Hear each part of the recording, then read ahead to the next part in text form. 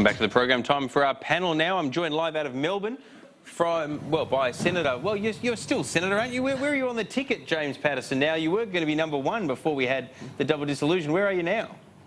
Well, I like to think I'm still a senator. Peter, it's for the party to decide, and there'll be a meeting in the coming weeks to do that. Okay. But I'm confident I'll be in a good, winnable position. All right, well, let's hope so. And Matt Burney, former Liberal leader in Western Australia, thanks for your company as well.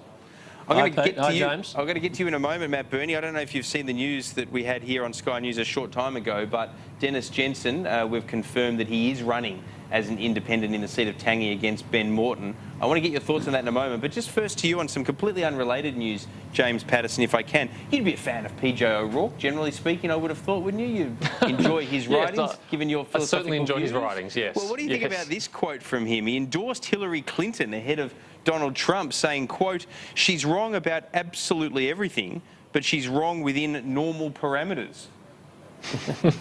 Well, yeah, PJ has a great way with words. America's facing, I guess, what most Americans feel is not a very appealing choice between two imperfect candidates. That's the democratic system. Occasionally, even with 350 million people, as America does have, the two best people that they throw up are maybe not the people we would all choose. I'm confident, though, that the fundamentals in America are strong, and that whichever person they select as president, they've got a very robust system of checks and balances, Congress and the courts, to hold whoever it will be to account. Matt Burney, there's a bit of a tradition that serving prime ministers in particular aren't supposed to, if you like, take sides or bag candidates during a primary season and then the general election over in the United States when they're Australian leaders I'm talking about.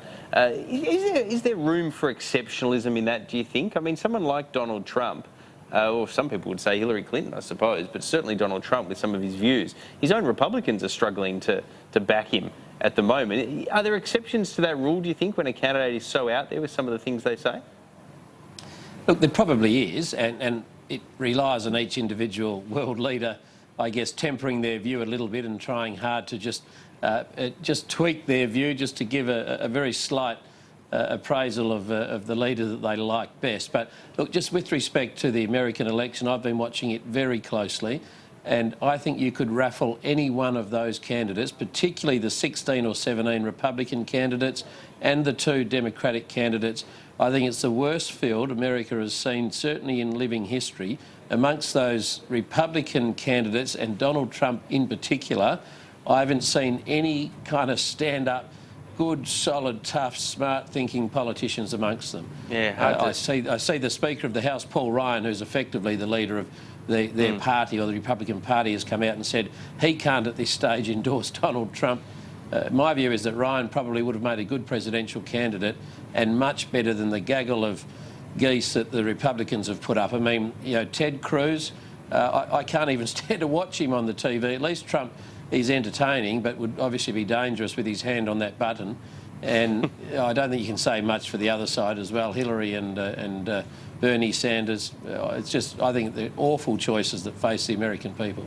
Yep, look, no doubt about it. There is certainly a sense of disillusionment over there. If people feel upset about Australian politics, James Paterson, they can just look to America and feel a little bit better. Let me ask you, though, how do you feel as a Liberal about a former Liberal, Dennis Jensen, with news that we broke here on Sky, deciding to run as an independent in the seat of Tangi? Apparently he'll be making his announcement in about an hour from now, 2:30 local time over there in Western Australia. Do you feel betrayed? It's a bit disappointing, Peter.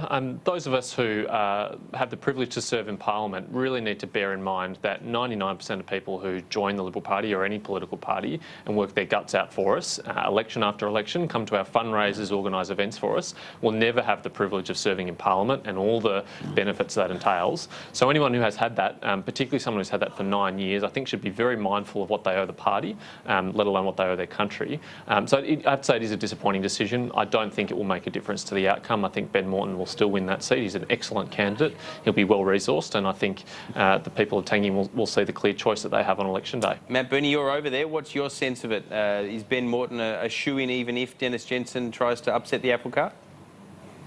Dennis Jensen, I think, probably feels a bit hard done by the party, but the reality is to have an impact on these sort of blue ribbon seats and become an independent or even an independent Liberal, you've got to have something a little bit different. You've got to have a level of gravitas that doesn't exist within that seat, and you've got to be a bit more out there than I think Dennis Jensen is. Look, I think Dennis might get 1% or 2%, maybe 1% more than that, but he won't have any material impact on the election. Ben Moreton will win that seat. I don't think there's much doubt about that. I mean, if you look at even at a state level, people like, Philip Pendle, who held the seat of South Perth, had a fair bit of gravitas, and there was something interesting and very inherently decent about the fellow, and even Liz Constable held a sort of blue ribbon Liberal seat. But as you're pointing out, I don't put Dennis in those. I don't put Dennis in that field. But as you're noting, though, you're giving some state examples. There were also some federal examples. Particularly, I think it was at the '96 election when Howard won in a landslide. But there were quite a few independent Liberals, so-called, that won, amongst others, Julie Bishop's now seat. She knocked him off, I think, in '98 to reclaim the seat of Curtin for the Liberal Party. Alan Rocher, I think his name was. There were quite a few of them at that '96 election. So there's a bit of a tendency for this to happen over West, more so than in other states, like, for example, in New South Wales, where Peter King fell short when he tried to do that to Malcolm Turnbull when he beat him at pre-selection in 2003. Is it a risk, as good a candidate as Ben Moreton is, in your view, Matt Burney?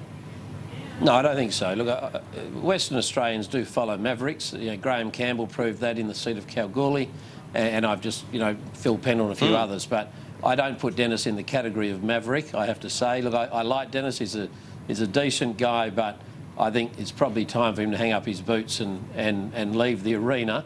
I don't think he'll have a material impact on the vote in the seat of Tangney. Ben will win that seat pretty easily. James Paterson, I won't allow you to say Victoria because of a bias, but what do you think is probably the pivotal state at this election, excluding your home state, for parochial reasons? Well, I think it's got to be Queensland. The coalition holds 22 out of 30 seats in Queensland. If we can come anywhere near to holding that number, and I think we're a very good chance to, then it makes it almost impossible for Labor to win. They've got to make up about 19 seats to get a bare majority. They'd want a lot more than that to be comfortable. And the reality is, if they are losing 2/3 of a state like Queensland, then they've just got absolutely no hope of doing so. How likely are we, Senator, to see on the campaign trail, if this election stays close, a theme developing in the government of not only don't risk a return to Labor after 3 years since they were out of office, but also don't risk a return to a hung parliament? Because you point out, I think, notwithstanding changes to seats, on the current number of seats, Labor needs to pick up 21 seats to win government in its own right. But your side only needs to lose 15 to lose government in its own right. To what extent do you think we're likely to see a campaign in a close election in the last couple of weeks of the government warning against a hung parliament? Well, Peter, there's already 4 independents in the lower house, and that means that a close election could result in a hung parliament. I think Australians remember the last hung parliament in not very favourable terms. It was an uncertain and unstable period of Australian political life, and I think it's particularly dangerous for someone like Bill Shorten, who is more so legislation desperate. passed in that parliament than during this parliament.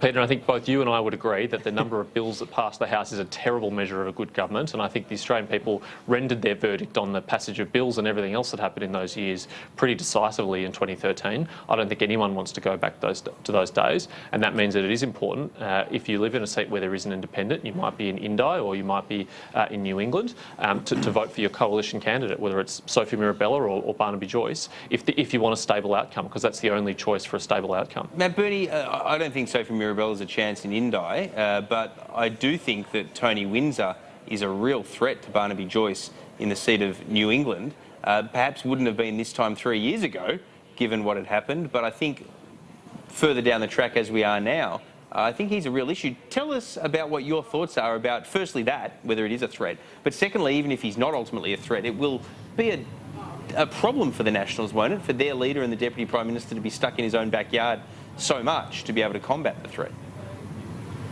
Yeah, look, he will be a threat, Tony Windsor, I think, but having said that, I think that voters typically don't give you another chance after you've left the arena, so to speak. I think Windsor will certainly get a reasonable vote, but I don't think it will be enough to topple Barnaby. It may well help him get elected in terms of his preferences, but just on the broader issue of the potential for a change of government, despite all of the frightening statistics that attach themselves to the Labor years in government, like say $191 billion worth of deficits that they rang up and a whole host of other frightening statistics, The maths, I think, is probably against the Labor Party. Well, on that, Matt Burney.